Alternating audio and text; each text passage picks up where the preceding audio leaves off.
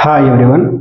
మనం ప్రీవియస్ వీడియోస్లో తెలంగాణ హిస్టరీలో భాగంగా ప్రాచీన తెలంగాణ కంప్లీట్ చేసుకోవడం జరిగింది. దానిలో భాగంగా మరి నెక్స్ట్ టాపిక్ అయినటువంటి శాతవాహనుల పూర్వయుగం కూడా కంప్లీట్ చేసుకున్నాము. మరి ఈ వీడియోలో మనం కంటిన్యూస్గా శాతవాహనుల యుగం స్టార్ట్ చేసుకున్నాము. శాతవాహనుల బేసిక్స్ ఇంట్రొడక్షన్ కూడా కంప్లీట్ చేసుకోవడం జరిగింది. మరి శాతవాహనుల యొక్క వివాదాస్పద అంశాలు ఏంటి, వారు ఎక్కడ జన్మించారు, వారి కులం ఏంటి, వారి రాజ్య స్థాపన ఎక్కడ జరిగింది, ఇలాంటి విషయాలు వివాదాస్పదంగా ఉన్నటువంటి విషయాలన్నీ కూడా మనం డిస్కస్ చేసుకోవడం జరిగింది.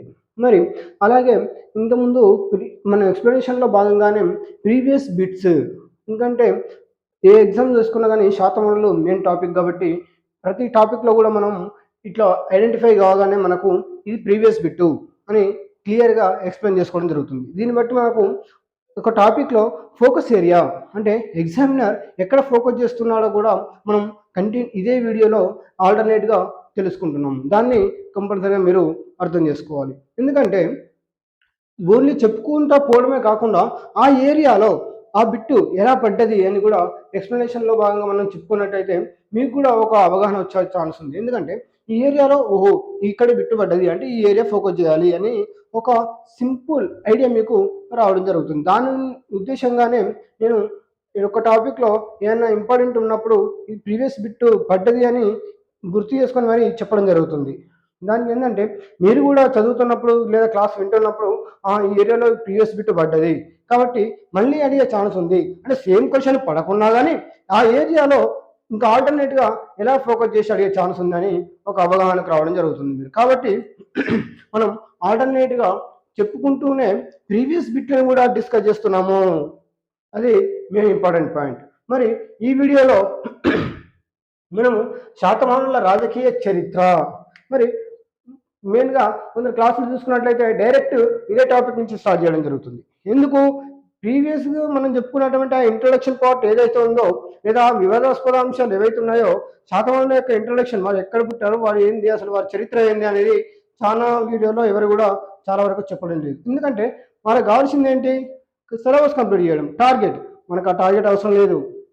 కేవలం బిట్ టు బిట్ పడ్డదంటే మన క్లాస్ నుంచి బిట్ మిస్ కావద్దు.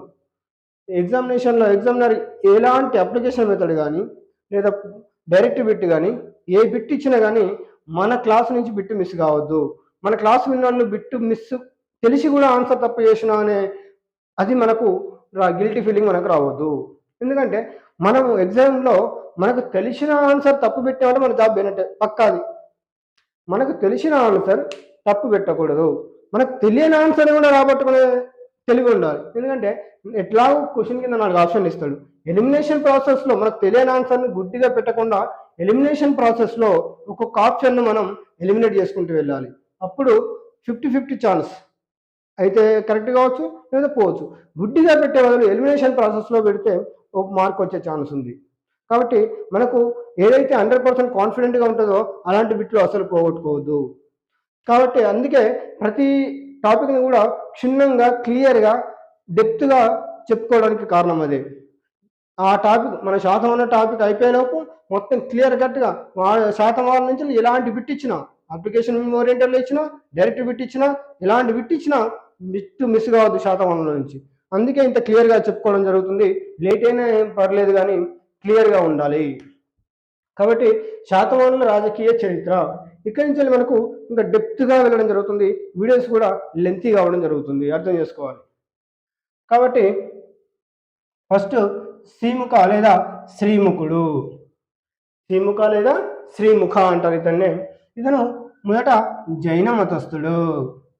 శ్రీముఖుడు అంటే శాతవాహనుల రాజ్య స్థాపకుడు అని చెప్తాము కాబట్టి జైన మతస్థుడు ఇతను అశోకుడికి సమకాలికుడు. అంటే అశోకుడు ఉన్నారు కదా, అశోకుడు ఏవైతే ఉన్నారో అతని కాలంలో ఈ శ్రీముఖుడు ఉన్నాడు అని దీని యొక్క అర్థం. మరి అశోకుడు రాయ అనే బిరుదు ఇచ్చాడు. ఎస్, అశోకుడు రాయ అనే బిరుదును ఇవ్వడం జరుగుతుంది. ఇది ప్రీవియస్ బిట్టు. ఎందుకంటే ఈ క్రింది ఏ శాతవాహన రాజుకి అశోకుడు రాయ అనే బిరుదు ఇవ్వడం జరిగింది అని కూడా బిట్టుబడడం జరిగింది, లేదా శాతవాహనలో రాయ అనే బిరుదు ఏ రాజుకు ఉంది అని కూడా బిట్టుబడడం జరిగింది. కాబట్టి కంపల్సరిగా ఇది ఫోకస్ ఏరియా కంపల్సరిగా అశోకుడు రాయా అనే బిరుదును శాతవాహనులో ఏ రాజుకి ఇచ్చాడు అని కింద 4 ఆప్షన్లు ఇవ్వడం జరుగుతుంది. కాబట్టి కంపల్సరిగా గుర్తుపెట్టుకోవాలి, శ్రీముఖుడు లేదా శ్రీముఖ అని కూడా ఇవ్వడం జరుగుతుంది. లేదా శ్రీముఖుడి నాణాలు కోటిలింగాలలో లభించాయి. ఎందుకంటే వారి రాజ్య స్థాపన కూడా మనకు కోటిలింగాలలో రాజ్య స్థాపన జరిగిందని మనం ప్రీవియస్ వీడియోలో చెప్పుకున్నాం. కాబట్టి ఆటోమేటిక్గా వారి యొక్క శ్రీముఖుడి యొక్క నాణాలు మనకు కోటిలింగాలలో లభ్యం కావడం జరిగింది. ఇక్కడ ఏం జరిగినాయంటే 7 రాగి నాణాలు, ఒక కోటి నాణము దొరకడం జరిగింది. మొత్తం 8 నాణాలు దొరికాయి కోటిలింగాలలో శ్రీముఖుడివి. తర్వాత అశోకుడి 13వ శిలాశాసనంలో శ్రీముఖుడి గురించి ఉంది. ఎస్, మనం ఇక్కడ చెప్పుకున్నట్టు అశోకుడికి సమకాలికుడు శ్రీముఖుడు కాబట్టి ఈ అశోకుడి యొక్క 13వ శిలాశాసనం ఏదైతే ఉందో, అశోకుడు వేసినటువంటి అశోకుడు చాలా శిలాశాసనాలు వేయడం జరిగింది. అందులో 13వ శిలాశాసనంలో మనకు శాతవాహన రాజు అనేటువంటి శ్రీముఖుడి గురించి పేర్కోవడం జరిగింది. అశోకుడి యొక్క 13వ శిలాశాసనంలో శ్రీముఖుడి గురించి పేర్కోవడం జరిగింది. తర్వాత జైన గ్రంథాల ప్రకారం ఒక ప్రజా తిరుగుబాటులో మరణించాడు.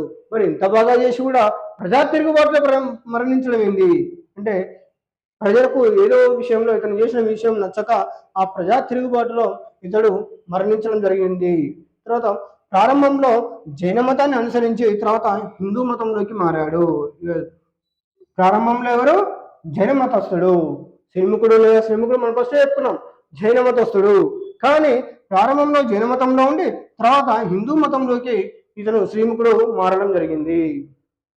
తర్వాత శ్రీముఖుని విగ్రహం కనిహేరి గుహలో దొరికింది.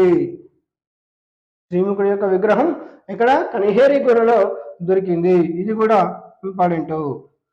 తర్వాత శ్రీముఖుని తర్వాత వచ్చిన మరొక రాజు కనహ లేదా ఇతన్ని కృష్ణ అని కూడా పిలవడం జరుగుతుంది. కనహ లేదా కృష్ణ.